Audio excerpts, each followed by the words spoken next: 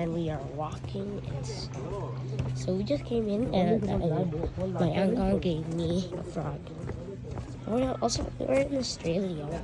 How am I looking? Great. Not good? Can I see? No, you're looking great. Okay. And there's pretty much just rocks from the Jurassic period and stuff. Also, there's also other people, and there's also a roller coaster or something. It's something like a roller coaster. The world record of the steepest hill, and we tried it. Also, you should try out the U-Racer in Hong Kong. That's left behind yet again. There's stuff around there that calm down or something. You can do that. I'm not reading the entire thing. No, I don't want. And then there's some rocks over there.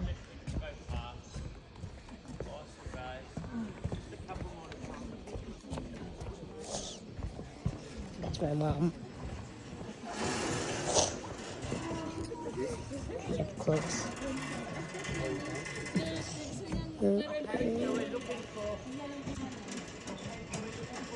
That's cool. Lyrebird. Okay, so we're fine. Lyrebird is actually spelled L-Y-R-E. Lyre, like the musical instrument. Like a harp, musical instrument. But they also are a lyre, L-I-A-R. You may not make my eyes small. Because they can mimic the sound of other birds. They can even mimic human voices and machinery. And they do this to try and trick their predators that their predators are after them. So it keeps them safe. Now, unlike humans, the male is the pretty one. Kind of. The male is the pretty bird. There's a picture of the male, kind of like a peacock. So it's kind of like the same. It doesn't look like a peacock, but it's the same sense of a peacock. It's the same as humans. No, it's not the same as humans. The male is the good-looking one. Humans, the female is the good-looking one. No. I disagree. But this is also on. I just had one. Tour. The lyrebird is also on our 10-cent piece. On our 10-cent piece. See, you can have a look. Do you want to have a look? It's the lyrebird. So when the lyrebird, this is the male, lyrebird is looking for a girlfriend. He puts his feathers right up, does a dance with his feathers, and just let these people come past, guys. Does a dance, and the female lyrebird is so enthralled and captivated by the dance that she follows him into their lair, and they live happily ever after.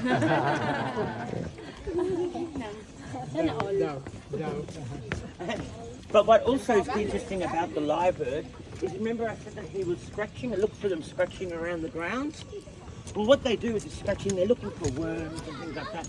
But they're actually turning over all those leaves and twigs and soil and regenerating the ground. And they turn over 1 ton of ground cover per year.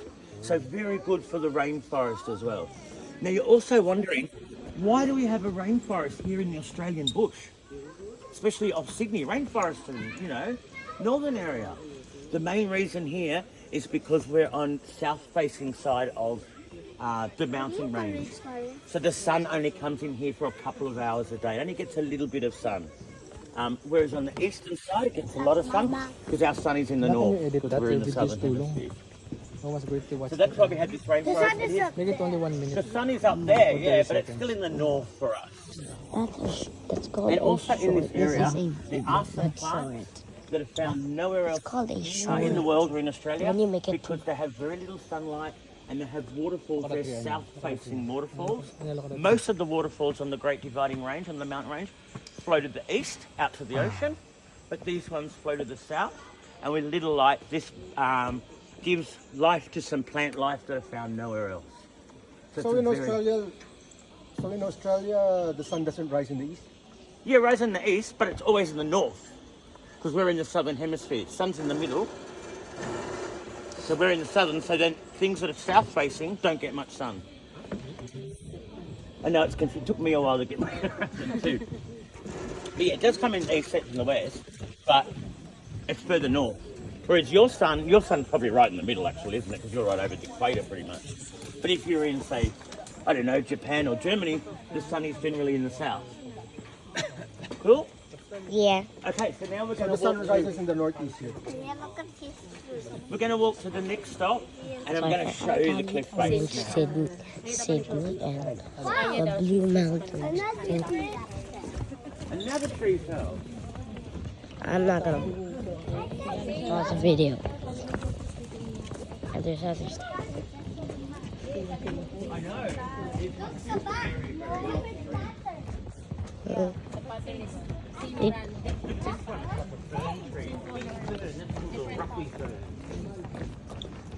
my god, that's actually pretty tall. Why is there mud? It was, Mama.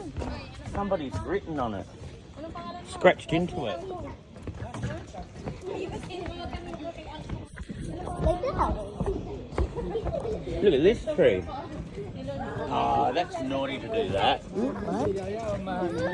That's naughty.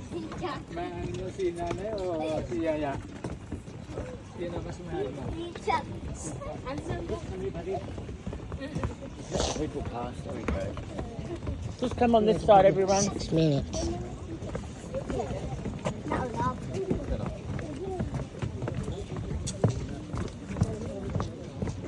Look, these are like from the Jurassic period.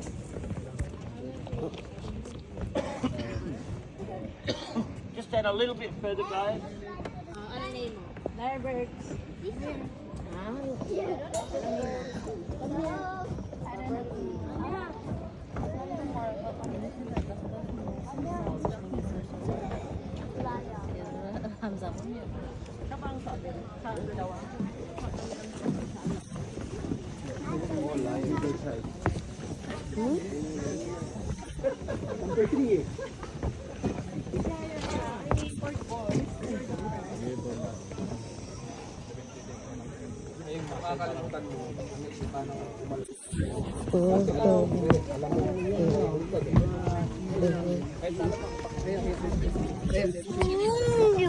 Kapag accounts lagi.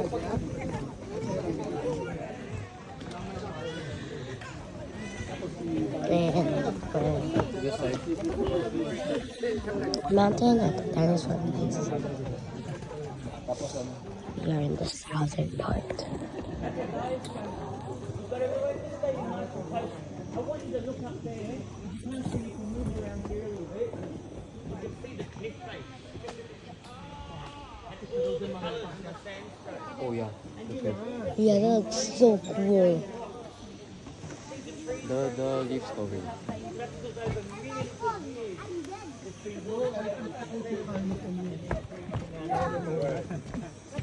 But guys, can you see something else? Can you see up there that there's a big piece of rock missing? Oh yeah. Look down here. Will get And notice hurt. there's no trees here. Yeah. That's because 30 years ago in the middle of the night, this big boulder fell off the rock of the cliff face, knocked down all the trees and came down here. In fact, if you look here, you can see here, this used to be the pathway. It knocked the pathway out. Thankfully, it was at night time, so nobody was hurt. What? But Where's the that still makes pathway? me nervous, so I don't want to hang around here too long. Get some pictures. I'm just going to film my water. That's cool. It's the circle. Don't you see like a circle-ish one? There's a singular tree.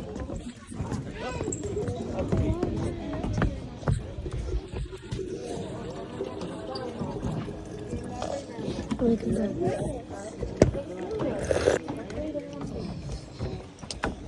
Watch next for part 2.